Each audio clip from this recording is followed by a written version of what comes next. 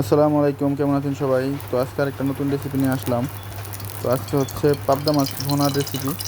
তো সবাই পাশে থাকেন, দেখতে থাকেন আমার ইউটিউব চ্যানেলটা। সবাই সাবস্ক্রাইব করবেন, বেশি বেশি কমেন্ট করবেন, শেয়ার করবেন ভিডিওগুলা। শেয়ার করলে আমার আগ্রহ বাড়বে ভিডিও করার। তো প্রথমে দিয়ে দিলাম তেল, তার মধ্যে দিয়ে দিচ্ছে হচ্ছে পেঁয়াজ। পেঁয়াজ দিয়ে দিলাম, দেখতে পাচ্ছেন। তো আমার চ্যানেলটা যারা যারা দেখেন অবশ্যই সাবস্ক্রাইব করবেন, আমার ভিডিওগুলো যারা যারা দেখেন। তো পেঁয়াজ দিয়ে দিলাম, দেখতে পাচ্ছেন। পেঁয়াজ দিয়ে দিছি।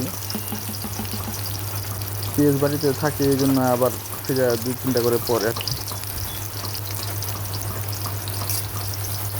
দেখতে পাচ্ছেন পেঁয়াজগুলো হালকা ভাজি করে নেব।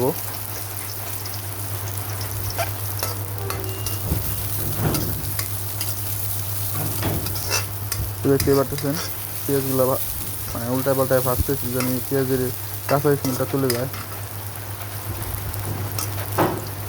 দেখতে পাচ্ছেন সবাই, আর সবাই পাশে থাকেন, সাথে থাকেন। তো দেখতে পাচ্ছেন পেঁয়াজগুলো হালকা ভাজা ভাজা হয়ে গেছে। তো এখন বাকি মশলাগুলো অ্যাড করব।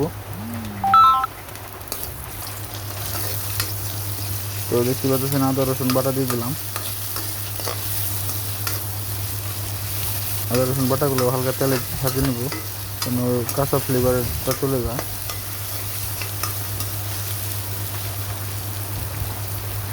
তো এখন হচ্ছে বাকি মশলাগুলো দেওয়ার পালা। ওগুলো দিয়ে দিব, অ্যাড করবো ওগুলোও। তো আমার ভিডিওটা কীরকম হয় সবাই কমেন্টে জানাবেন, যে ভিডিও ক্যামেরা অ্যাঙ্গেল ধরা কি সঠিক হয় কি না। আর তো এর মাঝে দিয়ে দিলাম হচ্ছে গিয়া জিরা বাটা। জিরা বাটা ছিল, জিরা বাটা দিয়ে দিলাম। আমরা সব হচ্ছে গিয়া শিলপাটায় হচ্ছে বাটা হয় এগুলো সব, একদম মিহি অথেন্টিক যেটা বলে শিলপাটার বাটা। তো শিলপাটার বাটা এগুলো সব দেখতে পারতেছেন। তো এখন বাকি মশলাগুলো অ্যাড করব সাথে সাথে। তো তেমন কিছুই লাগে না, আমাদের daily blog, daily cooking channel এটা। আমাদের বাড়িতে যা রান্না হয় তাই ভিডিও করে আমরা আপলোড করি, এই আর কি।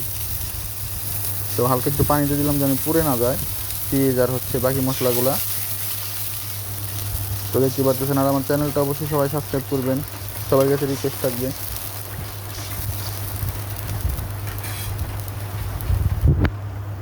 ভিডিওগুলো ভালো লাগলে সবাই শেয়ার করে দেবেন।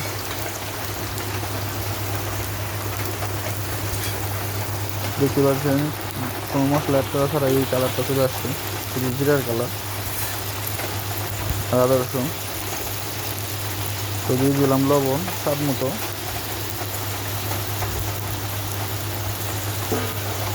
লবণ দিয়ে দিলাম। তো এখন দিয়ে দেবো হচ্ছে মরিচের গুঁড়া। মরিচের দিয়ে দিলাম। আমরা একটু ঝাল বেশি খাই, এই জন্য মরিচ দিয়ে দিলাম একটু বেশি। তো মরিচের গুঁড়া দিয়ে দিয়েছি, হলুদের গুঁড়া। দেখতে পাচ্ছেন হলুদ কত সুন্দর, এখনও নাড়া দেওয়া হয় না। আর তারপরে দিয়ে দিলাম হচ্ছে গিয়া গরম মশলা, অল্প গরম মশলা দিবেন। তারপরে হচ্ছে গিয়ে দিয়ে দিবেন বড় সোয়াদ। দেখতে পাচ্ছেন কত সুন্দর একটা কালার চলে আসছে, একদম মাখো মাখো। তো দেখতে পাচ্ছেন মশলাটা ভুনা হয়ে গেছে, তেল উপরে চলে আসছে। তো এখন দিয়ে দেবেন হচ্ছে গিয়া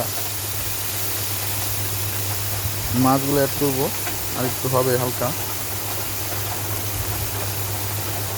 তো দেখতে পাচ্ছেন কত সুন্দর একটা কালার। এর মাঝে দিয়ে দিলাম মাছ, পাবদা মাছ। আমরা মানুষ হচ্ছে 3 জন, তো একবেলার জন্য রান্না করা।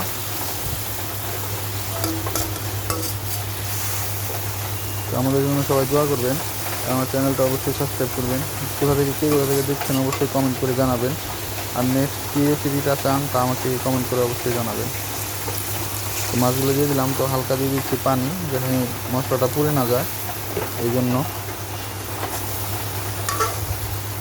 দেখতে পাচ্ছেন পানি দেওয়ার পর হচ্ছে গিয়ে নেড়ে চেড়ে দিবেন যেন মাছের গায়ে সব মশলাগুলো লাগে আর মাছের ভিতরে সব ফ্লেভারটা চলে যায় আদা রসুনের। আমার ভিডিওগুলো যারা যারা দেখেন অবশ্যই সাবস্ক্রাইব করবেন, সবার কাছে রিকোয়েস্ট থাকবে। দেখতে পাচ্ছেন তো 10 মিনিট পর দেখেন কী অবস্থা। পাবদা মাছ রান্না করতে হচ্ছে গিয়ে বেশি লাগে না, সময় লাগে না, 10 থেকে 15 মিনিট হলে হয়ে যায়।